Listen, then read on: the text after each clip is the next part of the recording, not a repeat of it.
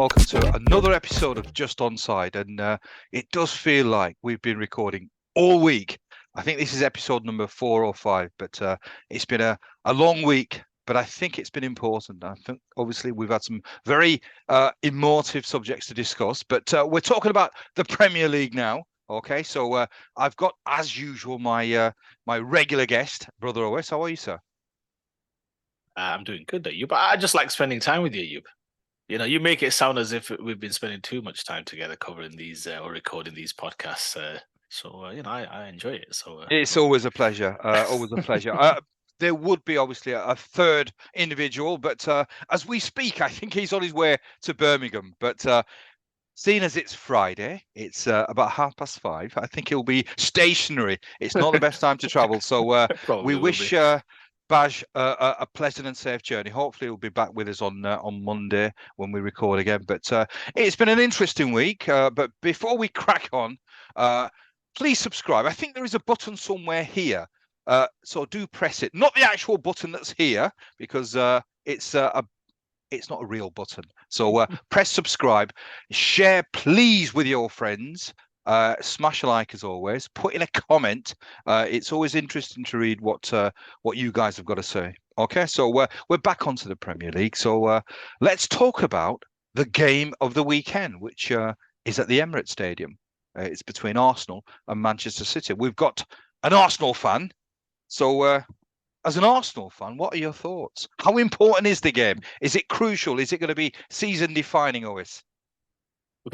Just before I answer, you mentioned about Badge being on his way to Birmingham. I think he's trying all sorts to try and get United out of this slump, albeit spending his weekend out of town as well, just to see if he can get his team winning. I think that's the reality, isn't it? Really, I think he's just sick and tired of United. He just doesn't want to talk about football. So, but we'll force him on Monday, and there might be a bit of good news. Man United might have got a positive result. Home to Brentford, we shall see. Yeah, no, exactly. I mean, yeah, coming on to the big game, Ayub. Arsenal, Man City at home. You'll remember last year, I think the game was postponed, wasn't it? So they only actually played one another, I think, after the halfway mark, I think, if memory serves, which was interesting because obviously Arsenal had started the season on fire. I think winning their first 6 games, was it? And it became quite clear that they were going to be Man City's closest challengers, especially with some of the other teams struggling. Newcastle doing obviously very well last year. And then they played I think both games, if you remember, the one at the Emirates and the one at Etihad in the second half of the season, which was always going to be the litmus test. And that's what you've asked me in terms of how I see it with regards to Arsenal. It's not a game they fared well in. I mean, that's the understatement of the year. They've lost 15 of the last 16 meetings, losing 12 consecutive Premier League games to Man City. So this idea that they'll be going into the game with any confidence, I think, will be given short shrift. They've lost, obviously, the first game of the season in midweek to Lens. I watched the game from start to finish, and in the end, I think Lens were worthy winners. Arsenal struggled considerably in terms of direct pace and threatening, having kind of that ability to threaten in behind taken away with Saka's absence after he was substituted with a muscle injury, and Martinelli's absence, which they've been feeling. And if you look at Man City, just on that point, they've made obviously I think one of their biggest changes this year, I say biggest, but one of the key differences this year has been the acquisition of Doku. And that has been keeping Grealish on the sidelines for a number of games. And that's because Doku's been making an impact. And Guardiola understands that irrespective of being able to kind of pass your way through teams, there's nothing like out-and-out pace and somebody who's being direct and forcing the team to retreat and attracting attention. And that's what Doku is currently getting, a lot of one-on-one looks. But if he keeps building the reputation that, let's say, Saka has currently, he'll be getting a lot of 2-on-1s. And that will play into Man City's hands, right? They've got the personnel to take advantage of that. In terms of the game itself, Ayub, I think Arsenal will again, I don't think they can go into the game with any real confidence. If you remember last year, if anything, they were probably in a much better position of superiority going into that game. But it's a team that they simply struggle to get over the line with. I mean, their last couple of wins against City have both been, I think, FA Cup semi-finals. And if you remember when we covered the Community Shield on the podcast, I mean, I don't count that as a win. It was a draw, and they equalised it in the very last embers of the game with 2 deflections from Trossard's effort, I think. So it's still a draw. You won on penalties. Does that give you some confidence? I mean, I'm not so sure. Do I think Arsenal can compete with Man City? They can in terms of in the game itself, but there's nothing that, in my opinion, Arsenal does that's any better than Man City. And I think that's the challenge. A lot of neutral observers consider Arsenal as kind of Man City light in terms of the way they play their football. And I can see that to some extent in terms of stylistically. I think the one aspect that Arteta infused into Arsenal last year, I think you'll agree, is especially the early part of the year, is that there was definitely this kind of crash bang wallop football at times that they were playing really fast paced, especially at home, and they were overpowering teams in terms of just the emotion of the stadium, making that a real kind of fortress and what have you. You'll remember the first minute goal they scored against Liverpool, for example, on their way to a 3-2 victory. So I think the question is, can Arsenal compete with City? They probably can. But they're going to need to win one of these games, aren't they, Ayub, to give themselves the confidence that they can actually go toe-to-toe with this team. And Man City have started this season incredibly well. Yes, last week was a surprise. I mean, losing to a team away from home that's probably going to be fighting relegation this year, without a shadow of a doubt, is a question mark. Man City should be plenty good enough for Wolves, but Wolves give them credit off the back of a great back-to-back performances from Neto and a few other players. But yeah, a surprising result, and Man City's first defeat was second defeat, I guess, if you count the Newcastle Carabao Cup loss. There's been a couple of games where, although they've been dominant, they were dominant in that Newcastle game as well. There's something there, isn't there, Ayub, that will give teams a little bit of an inkling. And I think if you look at it, Rodri's going to be missing in this game. So that should be an avenue where Arsenal try and take advantage. I mean, that midfield could be perhaps Kovacic, Nunes. I don't think Phillips will play. I think it'll be Bernardo Silva, what have you. So it's not a trio that's been playing regularly together. So there should be some, I want to say advantage, but I think there's something there for Arsenal perhaps to take advantage of, or perhaps to try and take advantage of. It's not your De Bruyne, Bernardo Silva, and Rodri, and then you're really kind of on the back foot. But I think just on my first stanza, I think Arsenal will have to win one of these games. If they want to challenge for the Premier League title, they're going to have to beat Man City sooner rather than later. And that doesn't necessarily need to come in convincing fashion or what have you. In their last 28 home league games, they've kept 4 clean sheets. That's pretty dire for what is a very good team. I think most people would accept that. But 4 home clean sheets in 28 home games, they will not keep a clean sheet on Sunday. You can pencil that in. So yeah, if you're not keeping clean sheets, if you're not causing teams, and Man City are the best at creating opportunities. They were dominant in midweek again against Leipzig. You're going to concede, and Arsenal this year just haven't put a high enough premium on allowing the other team to concede opportunities. So I'm not feeling confident, just because the greatest indicator of future events are normally past events, and past events tell you that Man City have got Arsenal's number.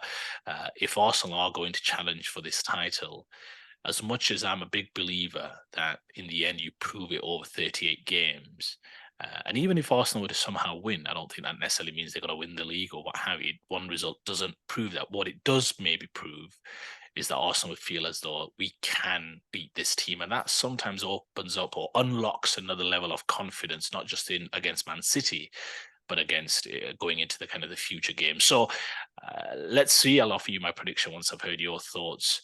But I think even though City have got 1 or 2 injuries, I'd still have to probably edge towards City.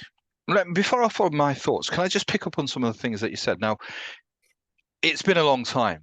And in terms of record, in terms of the performances and results, it's been, what is it, 12, 13 games that City have won in the league. Is that what was the stat that you gave? Yeah.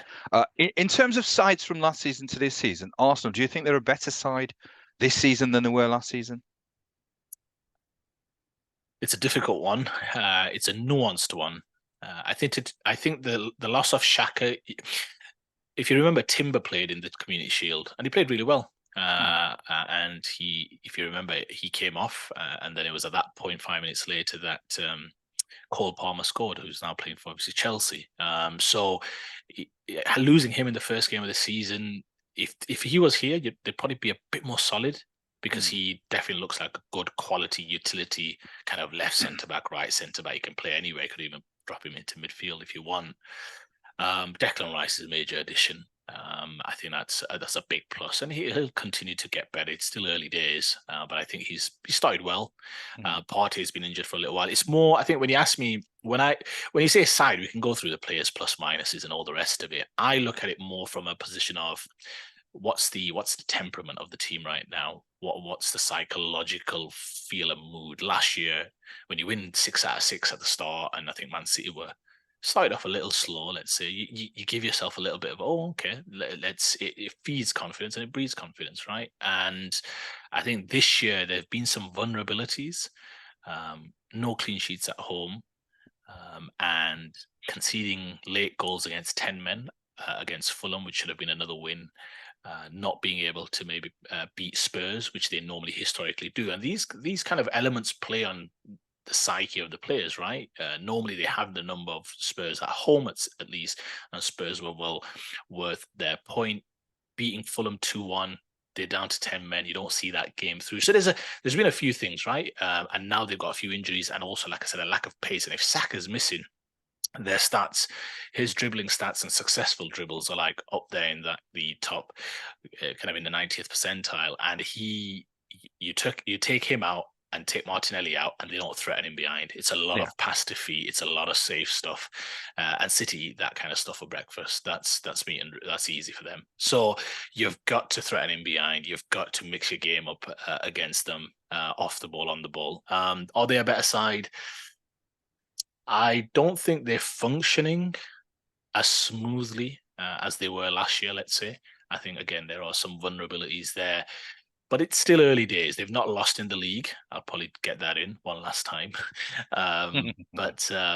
But yeah, it's a difficult one. I think stylistically, there's some changes being made to the team, the way they're playing. There's a certain level of patience that they're playing with, whereas last year I mentioned they were playing a little faster.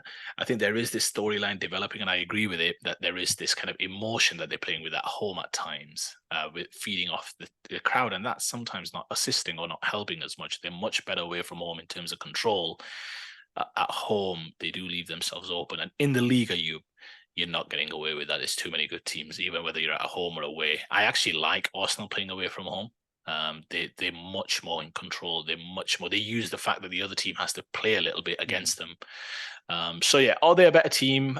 I would say no, not just personnel. I'm not answering in personnel. I look at the mood of the team, the temperament of the team, the way they're playing, the way they're controlling games. And whereas last year, I could count on one hand the number of games that they were poor in. I think I've already seen perhaps 1 or 2 examples early on this year that they'll have a lot more of those this year. But again, early doors. They've got an opportunity on Sunday to lay a marker down, and that's what you ask for. If you want to compete for the big trophies and the big titles, you've got to show up in these games and show that you're at least competitive. Firstly, it's almost perfect time to play Manchester City in terms of the players missing. Rodri is absolutely massive. I think he's such a key player for Man City. De Bruyne, he misses large chunks of the season, so in a sense, City are almost accustomed to playing without De Bruyne. But De Bruyne not being there, Rodri not being there, and Saka. I think I've just read that Saka is potentially available, which is massive. It's huge. I think you're absolutely right. He's such a key player that without him, Arsenal lose so much potency. So if Saka is playing, I think it is probably the best opportunity they'll get in terms of the personnel missing for Manchester City. The key obstacle really is the psychological obstacle, I think, for Arsenal. You've obviously alluded to how many games that they've not won, how many games City have won on the bounce, and I think that's the key. Mentally, do they actually believe that they are capable of winning? you've got to. I mean, the stats are there for a reason. It usually gives us a guide.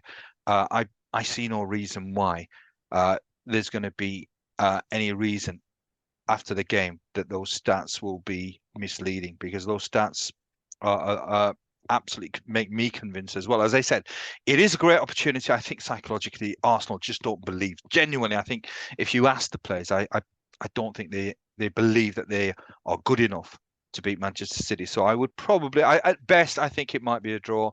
I've got a feeling that Arsenal will lose the game, and whilst it's not going to be season defining, I think it will have a great deal of significance. I think if Man City do win, which I think they probably will do, it certainly means that they will finish higher up than the Arsenal. It'll be interesting. It is the game of the weekend. I mean, I think for me, the game of the season always is Man City versus Liverpool, but this is the next best thing. So it's going to be exciting. I hope it's exciting. I hope it's two teams who are intent on winning the game. But usually with games like these, they're quite tight affairs.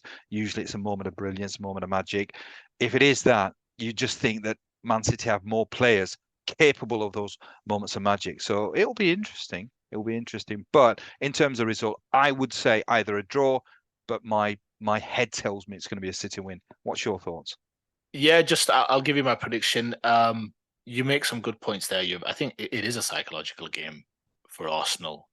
But it's similar to kind of how we discussed it last year. I don't shy away from the fact that Arsenal are off the field behaving like a big team, and on the field they're slowly putting together a style that is consistent and allows them to kind of have the superiority in many of these games that they're playing in. Right, they are normally the superior team, irrespective of who they're playing. There's only a handful of teams, at least in Premier League, where they will have significant periods of feeling inferior. And Arsenal, this is what they wanted. They spent many years in the doldrums, many years in the kind of final years of Wenger, but even after that, where they've struggled, right? Even in the early tenure of Arteta, and it takes time. And now there are, I don't want to say operating back in the big time, but they're obviously in the Champions League. They are unbeaten, kind of a number of games in the Premier League.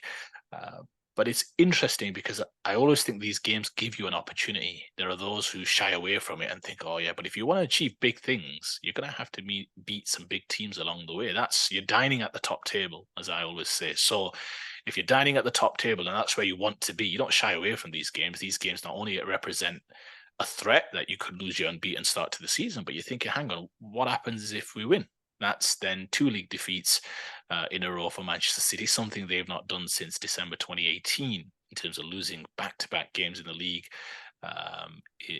in the Premier League. And that will give Arsenal a huge boost. That would psychologically impact City a little. Now, they've been there, done it, so I don't mean it's going to be kind of irreparable.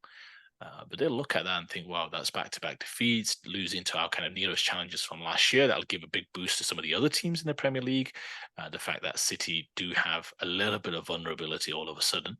But the key thing is that they have been, on the whole, still fairly dominant in games. I mean, Wolves will happen, right? That will happen from time to time. You can't go a season Arsenal did it, but it's very rare that you're going to go through a season unbeaten. You're just going to have the odd result here and there. It doesn't really mean anything. It just let's see. But I mean, there's a little bit of pressure on City as well. They're now going into an away ground, a ground that they feel comfortable in. But off the back of a defeat, they would have probably preferred a nice plum home fixture. I think from an Arsenal perspective, they've got to.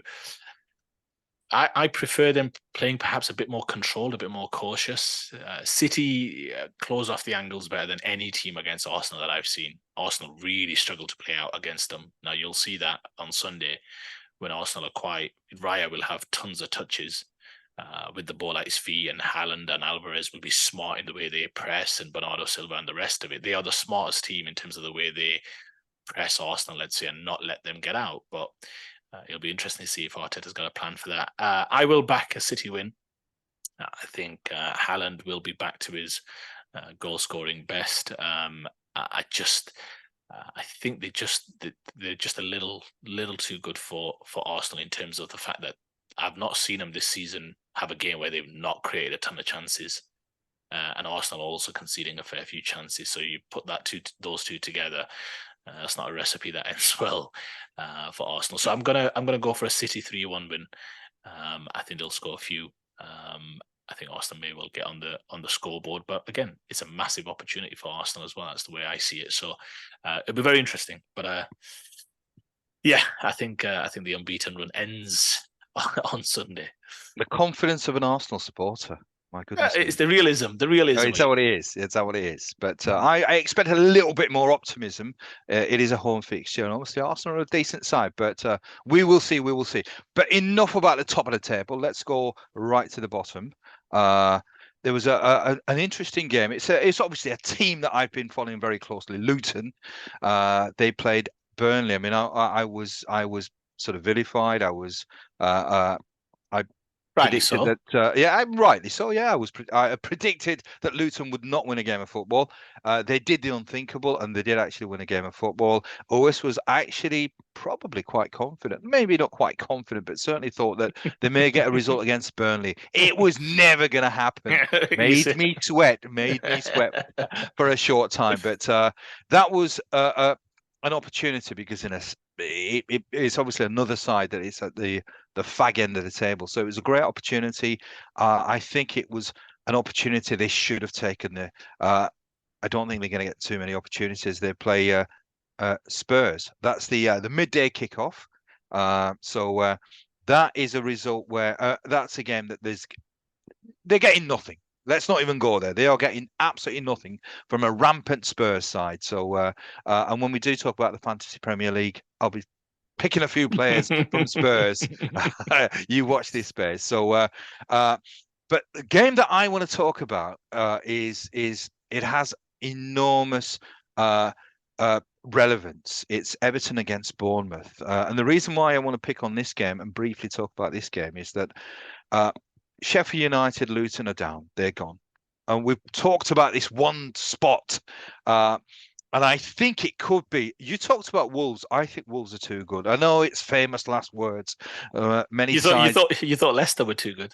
Yeah, I did. Yeah, but there was a reason for that.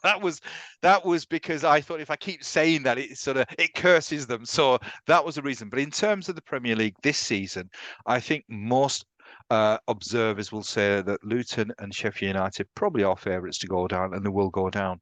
But there is that spot. I've got a feeling that maybe there's only 2 or 3 teams. Realistically, I only think there's 2 teams. You talked about Wolves. I think Wolves, the result last week, yes, it was a freak result. I mean, they play City 100 times, 99 times they will be beaten by Manchester City. But they've shown me enough this season. Performances against Liverpool, against Manchester United have shown me that there's enough quality, and they do have some quality players. So I think they will be not comfortable, but they will be safe. The teams that I really think will be in that dogfight is Everton and Bournemouth, and this is why it's enormous. I would go as far as saying it's a 6-pointer already. It's going to be a tough one. It's going to be a tough game. It's not going to be pretty.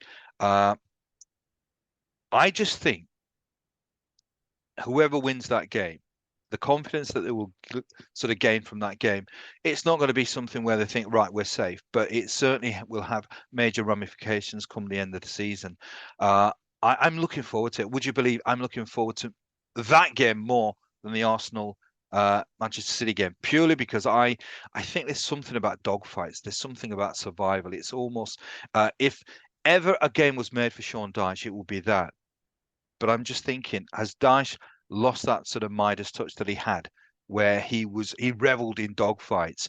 I've got a feeling that Everton might just pinch a victory, but it's going to be tight.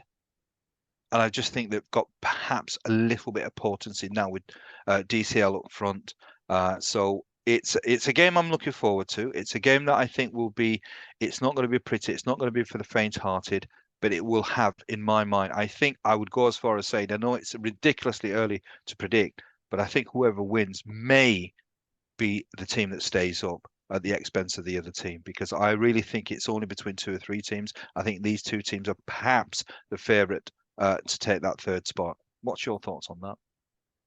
I think it's an understated, important game. You're absolutely right. The only thing I'd slightly disagree with you is that I think Bournemouth haven't won yet. And again, as you're following Luton, I'll be following Bournemouth quite closely because obviously you're a big fan of their manager. And it's not that I'm not a fan, but you were a big proponent that they should have moved on from Gary O'Neill. So let's see how that plays out. But let's see. I mean, look, the only thing I would say to this is that I genuinely believe that if Everton had not picked up that positive result away to Brentford, they then went off the back of that to beat Villa at Villa in the Carabao Cup, if you remember. And I genuinely think if they hadn't picked up those two results, mainly the league game against Brentford, because I think the Carabao Cup is simply a bonus, given the challenges that Everton currently have in terms of preserving their league status, I think Dyche would be fighting for his job tomorrow going into the game if he would have lasted to this game, because imagine they'd lost away to Brentford and then they backed that up potentially with a home defeat to Luton. I think the crowd would have been baying for blood. New ownership, that's normally a telltale sign, you know, they want to make a swift change. They didn't buy the club to get relegated. So if they were, and he's not their man. So it's normally the recipe for things aren't going well. The crowd's quite disenchanted, new owners. It normally goes only in one way after that. I think that Brentford result gave him a stay of execution. I think the Luton result was a huge setback. And I think given that it's at home tomorrow, I think there's a huge amount of pressure on Sean Dyche. I don't want to say he's fighting for his job because, to your point, and you've been fairly consistent on this, and it's true, many managers and many owners will feel that there is one place in the Premier League to avoid. They need to find one team because a lot of them will think Luton and Sheffield United are down. Now, whether that's fair or not, we know that's in the thinking of some of the ownership within the Premier League. I think Everton... Bournemouth played Arsenal last week and offered nothing. And that was an Arsenal, you know, kind of where there were some question marks. Arsenal knew that they had City to come, so it was a bit of a must-win game for Arsenal, to be honest with you, away from home. And I thought it'd be challenging. If you remember, there were a few injury issues going into the game, and Arsenal dealt with them fairly handily, right? 4-0 away from home. Could have been a few more, but Bournemouth didn't really. I expected them to offer something in terms of giving Arsenal some trouble. I think it's a huge game. You're absolutely right. It's difficult to know for whom it's a bigger game. Bournemouth, like I said, haven't won. Again, I would be a little concerned if I was either of these managers. I think if there's one thing that owners have shown, at least last season, is that there was a lot of trigger-happy owners, and in some cases, kind of getting rid of two managers in one season. So, huge game. There's nothing I've seen from Everton to suggest that they've got a performance in them, but sometimes they'll have a performance in them. Like you saw away from Brentford, DCL, Calvert-Lewin has made a difference, got on the score sheet. I think that's now 3 on the bounce in all competitions for him. I think Decore also offers a little bit of a threat kind of in behind him. Yeah, it's a big game. I don't know whether Goodison is good for them right now. It's a difficult one, right? It's really difficult. So I agree with you. I think it is the game to watch out for, especially at the bottom half of the table. And it's a difficult one to predict. I'll probably chicken out and predict a draw. But I think that does have huge ramifications, to your point, at the bottom of the table for sure. Absolutely. I mean, I think Iraola, perhaps he's safe for the time being. I think even if they lose the game, but I think Dyche, if Everton don't win, if they lose the game, then I really fear for Dyche, because I think it's an international break as well, so it allows clubs maybe a little bit of time just to reflect on what's happening. This club is going nowhere. Everton are absolutely going nowhere. It just seems to be a dogfight year after year after year, and it's not just with Dyche. Obviously, previous manager, it was pretty much the same. But I think it really, the Luton loss was catastrophic, because it could end up that Luton only win one game of football, and it could be against Everton. So I fear for Dyche if they lose, because it really is. I think it is a relegation battle. It's a 6-pointer, and it has enormous consequences. As I said, Bournemouth probably, or Iraola, I think he's okay. I think he's a new manager. It takes time for his ideas to perhaps be imparted into the players. But he should be worried. I mean, he's come with a big reputation. Well, you bigged him up Plenty. Well, I did it. Yeah. I mean, and they've bought two massive players from Leeds United. Tyler Adams, who is now, I mean, I shouldn't be laughing, but he's had a recurrence of his hamstring injury, so he'll be out for the foreseeable future. Sinistera, he said he wanted to play Premier League football. Let's see what he can do. So it's going to be a game that I'm really going to keep a close eye on. So it'll Nice be to see. interesting. Yeah, nice to see that you're wishing both players well. I mean, the enthusiasm is pouring out of you clearly. It's bitter me, of course. Yeah, exactly. But no, just no, you're right. And just a couple of more games that you just before we cover the FPL stuff. Huge game for United. There's no two ways about it. I think if you remember, Badge spoke about how with the weekend to come, with the game against Palace and Galatasaray, 2 home games, they've lost them both. They are in a perilous situation with their Champions League group, having lost obviously back-to-back games. I think the one saving grace could be that they play Bayern Munich last, but they've got to do some good work between now and then to get themselves a chance to qualify. But losing at home to Palace I mean, they played okay against Palace, but okay is not good enough, right? You are Manchester United, you're at home, you should be dominant. You could lose the game maybe, but you've got to be dominant. And they struggle against Palace. I say struggle, but you get the point. They weren't hammering the door down. And then to lose at home to Galatasaray, conceding some comical goals, to be fair. Now, home to Brentford obviously minus Ivan Toney, but it's the rumblings are there. The rumblings have gotten louder and louder and louder. There is some talk about the manager's position. Obviously, I can't see it. I know you're in the other camp, and that's fine. But in the end, I mean, it's a results business. And when you're at Manchester United Football Club, that kind of microscope is even more enhanced, right? And if you remember when we headed into our international break, you asked me what are the stories of the season so far, and I said it's the developing story and the discontent at Old Trafford. Man United are the fans can't have it both ways. You can't shout that you're the biggest club in the world and then argue that why are we being scrutinized perhaps more than, say, like a Chelsea or what have you. I mean, for me, these are just weak arguments. Who cares who's facing more scrutiny? If you're, again, dining at the top table, that it comes with the territory. You've got to grow up and get on with it. So big game. I think if they were to drop points, and I think the game's tomorrow, but if they drop points tomorrow in the 3 o'clock game, I think I shudder to think what the reaction will be. I think you will start to see some of that kind of questions being asked. Is he the right manager? I still believe he deserves time. I think it's a rough patch, a really difficult patch. And you've got to start picking up some wins, hook or by crook, just wins. If you remember, we spoke about the Burnley win. They didn't play so great.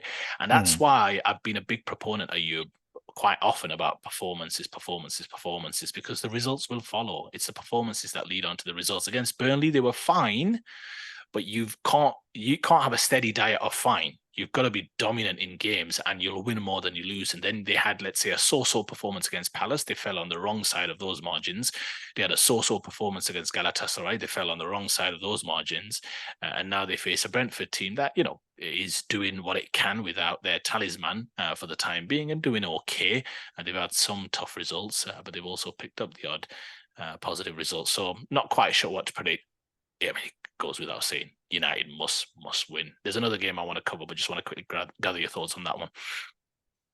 You've covered every point really that I was going to mention. I think there is a great deal of toxicity at Old Trafford at the moment, and there's a number of United fans who are questioning Ten Hag. So it's not just a case of the manager. I mean, obviously you're adamant that they should stick with Ten Hag, and you're quite confident that they will do.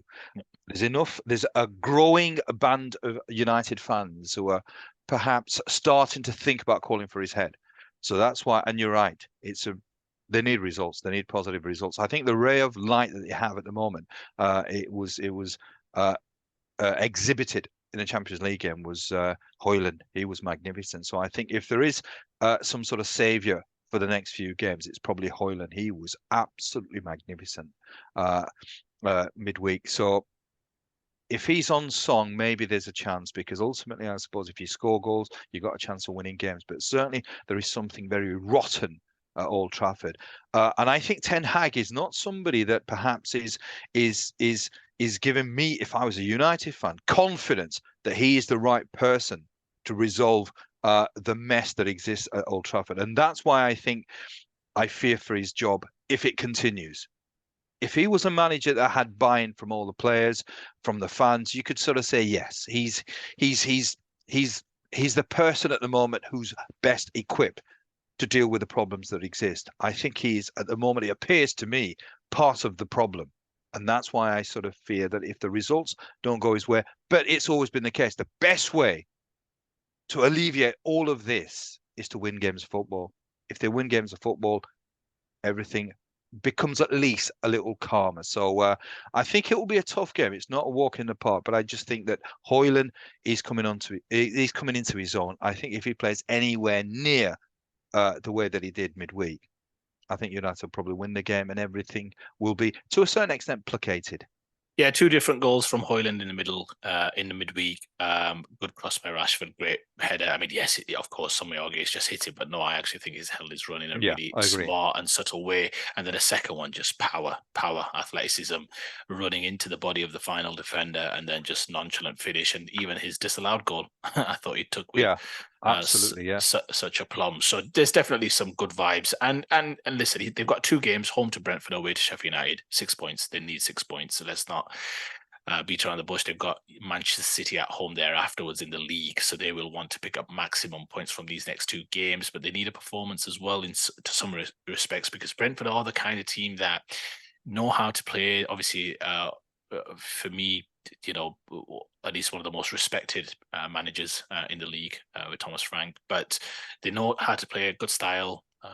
You know, they know who they are. They know how to play. And Bremo's been playing really well. Wissa's been doing really well in kind of last year. It was a bit of I wouldn't say a bit part player, but it was a lot of substitute appearances and what have you. But this time, obviously, having to lead the line in Tony's absence. So they're the kind of team that if you're not on it, they're more than equipped to pick up a positive result, but United need a win. A draw will not be enough. One final game just before we jump into the FPL. I mean, there's a few other good games. West Ham, Newcastle will be an interesting one. Both teams doing well this season so far. Newcastle after a real remarkable result in midweek, beating PSG, first time Champions League football returning to Tyneside since many, many years. But Brighton, Liverpool is a really interesting one. Both teams picked up a positive result in midweek. Brighton coming back to draw, I believe, and Liverpool obviously winning their Europa League tie. I think they were playing Union Berlin, I believe it was, with the McAllister brother reunion. Yeah. But yeah, I think that's a really interesting game. Why? For two different reasons. I mean, Liverpool still with the stench of what happened last Sunday at Spurs Stadium, and Brighton got absolutely mauled by Aston Villa. And they've had two already this season after the humbling at home to West Ham as well. Let's not forget. So I think it's a very interesting game. Perhaps even an audition for a manager, who knows? But yeah, really interested to see, can Liverpool bounce back? They'll obviously have Jota suspended and Curtis Jones suspended. Yeah, that would be right. Yes, indeed. So it'll be interesting to see how they fare against a team that they, I think last season, if I remember correctly, they drew at Anfield, Trossard hat-trick, and then they were beaten by Brighton, Solly March, I believe, scoring. So Brighton, I mean, as they often do, acquit themselves well against the big teams. So very interesting to see how they get on. Liverpool won't want to lose back-to-back games. It's a similar situation to Man City, and similarly Brighton. As much as plaudits that they've got from myself, from others, and deservedly so, because they are a credit to the Premier League, they won't want too many defeats early on as well. So how do you see that game going? It's a hard one to call that. It's a hard one to call. It's a hard one to call, but I think it will be quite straightforward for Liverpool. I really do think what's happened, I think they've been playing well, but I think what's happened over the last week is galvanised the football club. And the games that they have played, I mean, that game against Spurs with 9 men, that showed a real cohesion, a real togetherness. So I just sort of think that Liverpool are going to get stronger and stronger. This in a perverse sort of way, probably has acted as even more of a boost to bring the club. I mean, I don't think it was ever disjointed, but I think there is a real togetherness with this football club. They're playing well. The way that they play with 9 men, if they can play a team of the caliber of Spurs that well with 9 players, I think the confidence is sky high. I think they've got the bit between their teeth, and I think that injustice sometimes always it works well sometimes if managed well, and I think they'll probably really react positively. So Brighton are a funny side. If they get beat, they absolutely get tonked. I don't know what it is with Brighton. It's a strange one. They don't die wondering. Yeah. So, but I just sort of think that the stars are aligned. I think Liverpool, it's my pick for winning the league, and I just sort of think everything that they've shown me this season, it just builds me with more and more confidence. I think tomorrow will be a real statement. I think Liverpool will just be chomping at the bit. On Sunday they'll be chomping at the bit, and I just got a feeling that they will absolutely wipe the floor with Brighton. Wipe the floor, wow, strong. It should be a good game. I see both teams scoring, so that'll be interesting. But yeah, a Super Sunday, a blockbuster Super Sunday, right? You've got Brighton, Liverpool, two of the top 8 teams in the league for sure, and then obviously Arsenal, City. So definitely Sunday will be one that'll be on your sofas. Maybe you should get your family and friends around. You never know when there might be a difficult offside call to adjudicate. We're still recovering. We're still recovering from that. That was, I think it'll take a few weeks to get over that one. Yeah, I agree with you. Right, let's jump into the FPL. I think it'll be. Like I said, we'll probably be recording early next week to cover the weekend's action. But FPL, Ayub, how are you doing anyway with FPL? Go on, give us a little bit of a debrief.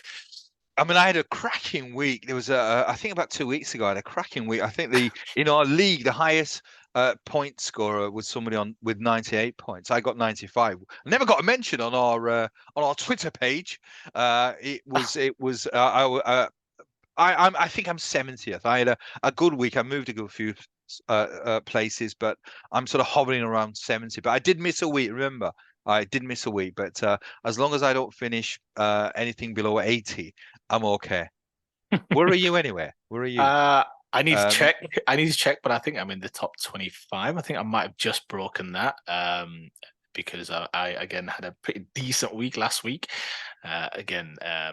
Off the back of, I still believe that decision to keep Alvarez from start of the season, as I needed a few blanks from Haaland, and luckily it came just in time. But I think I'm in the top 25. I'm sure you'll verify that in a moment. But yeah, decent week. I definitely need to spend a bit of time on it this weekend before the international break. 22nd, doing all right. I'm actually 60th, which is not too bad at all. That's not too bad. I'm quite happy with that. Talk about the level of standards here. there's me a little sheepish to mention that I'm 22nd, and you're like, yeah, 60th, not bad actually. No, absolutely. But yeah, this week with the FPL, Ayub, some interesting set of fixtures. Obviously, the two big teams going at it at the Emirates Stadium. I'll give you the floor first. Firstly, just why don't you give me the player this week that you believe is an absolute must-have? He will score some points this week. Go on. Who's your tip for this week? Tottenham, Luton. That's the game that you should be focusing on. Son, make him. It's a must-have. Obviously, if you haven't got him, maybe if you can't afford him, then you can't have him. But if you've got him, make him captain, or if you can afford him, buy him. He's the one. He's going to score plenty against Luton. I hope you're not going to suggest that they're going to concede double-digit goals again. No. But they'll score plenty. Yeah, I see you've tempered your kind of outlandish statements when it comes to Luton Town, given that they... Somebody is going to give Luton a whooping. And I've got a feeling it could be Man City or Liverpool. But I think Tottenham won't do too bad. Yeah, it's the game that I'm going to go to as well, but I'm going to go for Maddison because I think Luton will dig in, and I think Spurs are, to your point, I think they'll score, and they'll score a couple at least. Maddison, I've just been impressed. Assists, he's got a realistic shout to have the most assists in the Premier League, early doors, but he's definitely got a shout if he plays enough games and Spurs score enough goals, I guess, but with Son in front of him and others chipping in here and there, he's definitely got a chance. He's got a, I mean, you're one of his biggest fans, but Absolutely. I think because I like the fact that he's willing to take shots on, but he's also willing to be quite selfless as well. He takes the set pieces. They've already had a few this year, goals from set pieces and what have you. So given that he dominates some of those kind of dead ball situations as well, I'm going to go with James Maddison. And yeah, look, I imagine he's been picked in the England squad. I've not checked, but I imagine he is, especially off the back of his form.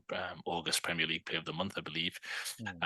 And he's definitely got a chance, right, to lay a stake in that team. Currently, Southgate obviously going through a little bit of what I would say kind of establishing another identity. He doesn't feel quite comfortable unleashing Bellingham, Rice, and say Ford or a Maddison. He probably thinks that's a little too attacking, which is why he keeps picking Calvin Phillips in the team, or in the squad, I should say. But Maddison has got a realistic chance to force his way into the Euros. That left side, Rashford currently going through a little bit of I don't want to say poor form, but there's a few question marks. So it'll be very interesting to see Grealish currently not being picked in the Man City team. So there's an opportunity there for him. And all you can do is keep performing, keep scoring, keep assisting, keep playing well, keep contributing. So he's my must-have for the weekend, Ayub. I think he will do well, continue his fine form this season. I imagine you have Son as captain. I will have him as captain, yes. Yeah, I think from a captain perspective, I mean, Maddison, yeah, he probably would be still the best bet. I still think Haaland away from home, he scored twice against. It's the boring answer, but I mean, I was going to sort of say that. No, I know. When I in know. doubt, Haaland captain. That's the way it rolls. When in doubt, but no, I'll opt with Maddison. I think it's not a bad shout. And again, he'll fancy himself to get a goal as well. Like I said, he does pepper a few shots in as well. In terms of maybe a slightly wild card pick, let's say, something a little bit out of the left field, and we know you're all about left field. You're coming out with your observations. What do you think? Wild card pick for this weekend's fixtures. So what have you got for us? I would go again. I mean, I said him last week as well, Dominic Calvert-Lewin. I think he's a player that has phases. He seems to have a goal scoring phase, and I just sort of think, I don't know, it just is. There is something that I just think will happen with Everton, that maybe they'll just have one of these games where really everything sort of falls into place. Even the game that they played last time, they had opportunities, and Dyche was at pains, and he was bemoaning the fact that they had opportunities that is weren't clinical enough. I just got a feeling that maybe, I don't know, this is perhaps the weekend where everything clicks.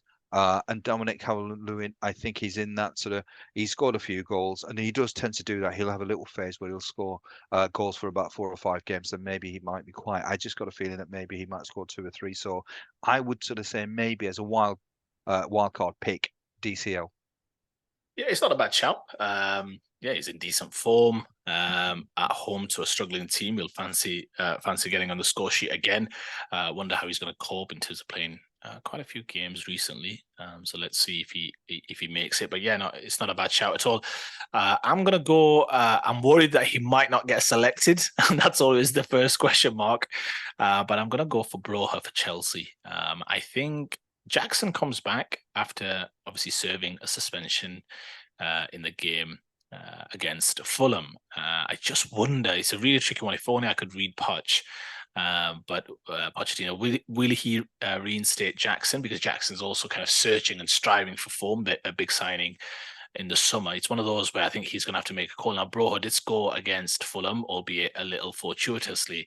But I just think value-wise, and he may well get a decent run out irrespective, right? But it's away to Burnley. Burnley, yes, feeling positive about themselves after picking up their maiden win for the Premier League campaign away to Luton, a much-needed win. They'll have earmarked that game for 3 points, and so it'll be interesting to see if they can build off the back of that. But Broha, absolutely cheap as chips, gives you an avenue into the Chelsea attack. If he gets the start, really interesting, because Chelsea played really well against Fulham, and in the first half they were an absolute joy to watch in terms of the football that they played from front to back. It was really interesting to see, but Fernandes had the freedom of West London in terms of just kind of going through the middle of the park. And they played some really nice stuff. Mudryk scored a goal. Obviously, Broha got a goal again, a little fortuitously. But I think, could that be Chelsea? Can they kick on? They'll have earmarked this game again for 3 points. I'm going to go for Broha. And yeah, the question mark is, does he get the start ahead of Jackson? That'll be the big decision that Pochettino has to make. But I thought he acquitted himself really well. So that's my wild card pick. Any other kind of comments, Ayub, about FPL? No. The only other one I'll say is I don't fancy any clean sheets for Brighton, Liverpool. I fancy both teams to score. So any defenders for Brighton, Liverpool, I think that could be a high scoring game. Did he give us a prediction for that game? You said Liverpool would win fairly comfortably. Yeah. I think 4-1. I think you're right. Both teams will score. I think it's going to be 4-1. I think it's going to be quite a comfortable victory in the end, because I just have a feeling that Liverpool are in the mood. They're in the mood. It's almost like it's a wounded tiger that's been hurt, and it's going to come out fighting hard. So I'm looking forward to it. Let's see. Really excited. Absolutely. I'll let you close it out. All right, yeah. And on that note, we'll call it a day. It's Friday evening. People have got things to do. I've got a night out planned. So nights out. Do we get some details? It's a simple. It's a meal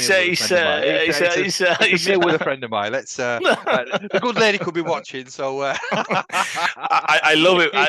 I love it when you're being intentionally big. Right. So I'll ask for all the good stuff as usual. So subscribe if you haven't. Please share, smash a like. And as I said, there's, I think, little buttons at the bottom of where I am at the moment. So there's a subscribe button, and there's our Twitter page as well, which is really popular. It's got over 1,000 followers. So please, if you haven't, follow us on Twitter. It's really, really good page. We've got a young fella who's doing it, young Adam, who's doing a fantastic job. He'll always be posting when we're dropping the next video, but also other things as well. So do all the good stuff. Mainly Liverpool team news, which may indicate who he supports as well. Bless him. But he's doing a cracking job. So until the next time, stay onside or stay offside or whatever it is. We'll see you next time.